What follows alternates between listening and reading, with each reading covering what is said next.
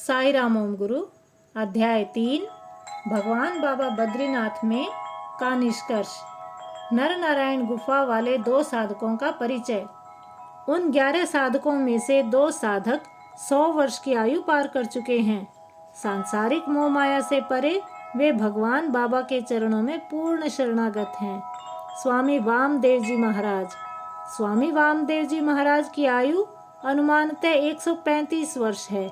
वैराग्य विजेता स्वामी जी अवधूतों के सन्यासी समुदाय से हैं। अवधूत संत ऋषभ देव के समान अपनी देह अपने इच्छित समय पर त्यागने की क्षमता रखते हैं। लगभग 80 वर्ष की आयु में स्वामी जी ने काशी जाकर गंगा नदी में देह त्यागने का प्रयास किया था। उस समय वे अवधूत समुदाय से संबंध नहीं रखते थे। तभी केसरिया रंग के वस्त्र तथा सिर पर घुंघराले बालों वाली एक आकृति ने उन्हें अभयदान मुद्रा दिखाई और अंतर्ध्यान हो गई। नदी के बहते पानी की सतह पर वे लकड़ी के समान तैरने लगे। कुछ दूर जाते ही गंगा माता ने पुनः उन्हें किनारे पर लाकर छोड़ दिया। गंगा नदी के बहाव से उनका सुरक्षित लौटना चमत्कार ही था। स्वामी जी उस व्यक्ति के बारे में जानने के लिए अति उत्सुक थे जिसने उन्हें जल समाधि होने से रोका। वे वहीं पर पद्मासन अवस्था में ध्यान मग्न बैठ गए। उसी समय एक भिन्न स्थान पर एक अधिकारी ने स्वप्न देखा कि भगवान बाबा एक सन्यासी को गोद में लेटाकर लड्डू खिला रहे हैं। बाबा ने स्वप्न अवस्था में ही उस आदमी को स्वामी जी को ढूंढने का निर्देश दिया। अगले दिन शाम को जब वह अधिकारी गंगा किनारे टहल रहा था तो उसने वैसे ही स्वामी जी को ध्यान में लीन बैठे देखा। उसने उन्हें प्रणाम किया तथा स्वप्न वाली बात बताई। उसने स्वामी जी से उनकी सेवा करने का अवसर देने का आग्रह किया। स्वामी वामदेव जी महाराज तुरंत समझ गए कि भगवान बाबा ने ही उन्हें गंगा नदी में जल समाधि होने से रोका है। तब से वे भगवान बाबा के भक्त हो गए। स्वामी विरजानंद जी महाराज। स्वामी विरजानंद जी भी 100 वर्ष से अधिक आयु के हैं। उन्हें शास्त्रों की गहन जानकारी है।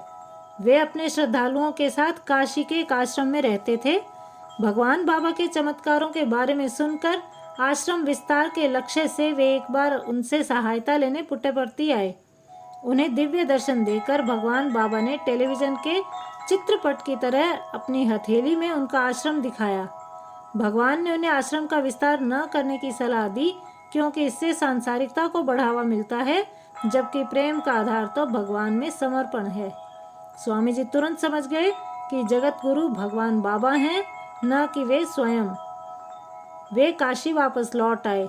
उन्होंने अपने श्रद्धालुओं को भगवान बाबा को अपना गुरु मानने के लिए प्रेरित किया।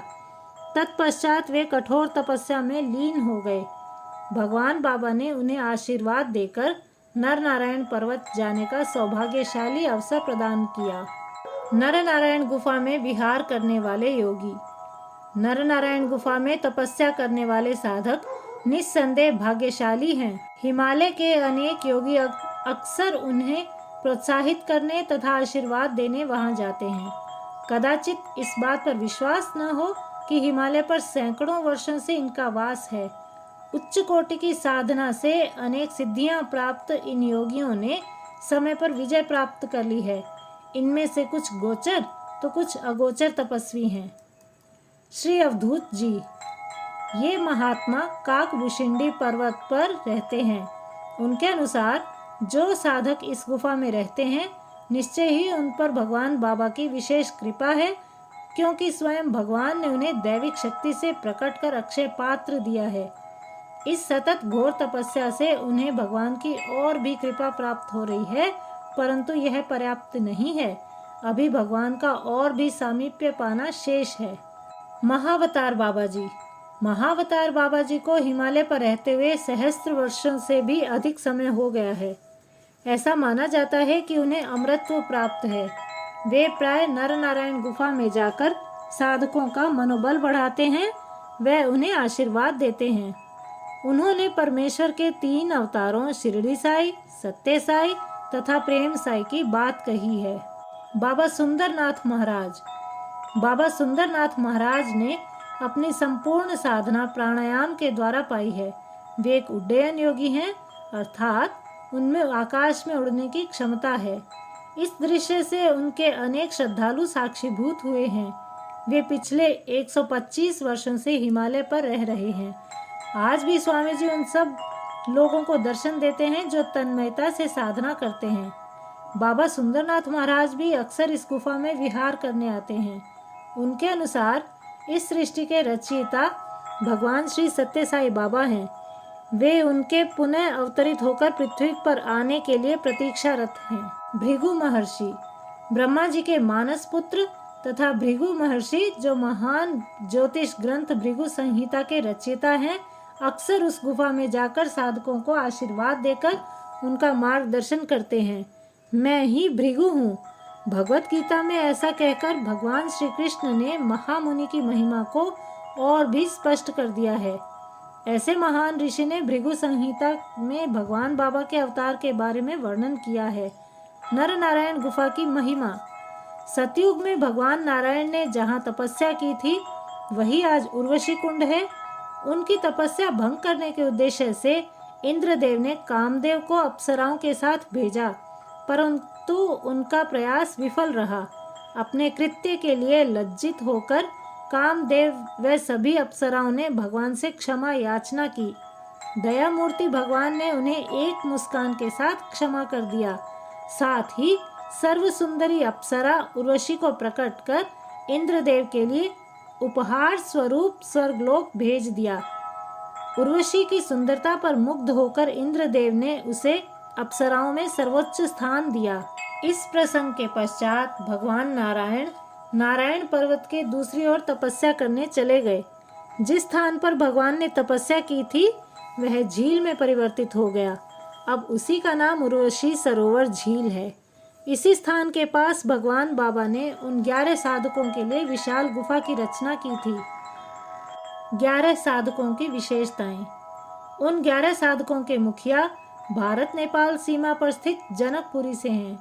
अत्यंत सुंदर व्यक्तित्व व धनी परिवार से संबंध रखने वाले वे महान केवल 28 वर्ष की आयु में नर नारायण गुफा में आए। उन्होंने गणित में स्नातकोत्तर की उपाधि प्राप्त की है।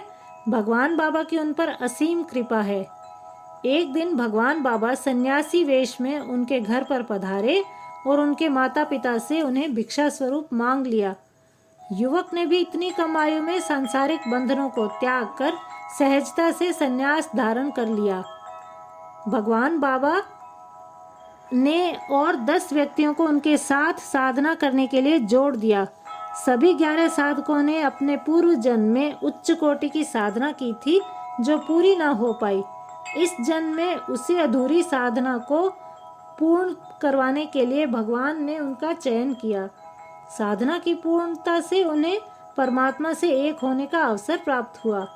उन साधकों का हमारे लिए संदेश स्पष्ट है कि भगवान के चरण कमलों में स्थान पाने के लिए सज्जनों से संपर्क बढ़ाना तथा सत्संग में लीन होना आवश्यक है। भगवान तक सरलता से पहुंचने का मार्ग है कि उन्हीं के भक्तों से संबंध गूढ़ किए जाएं। भगवान से प्रार्थना कर धन की प्राप्ति की जा सकती है, किंतु उनके भक्तों की सेवा करके स्वयं भगवान को ही पाया जा सकता है। जय साई राम।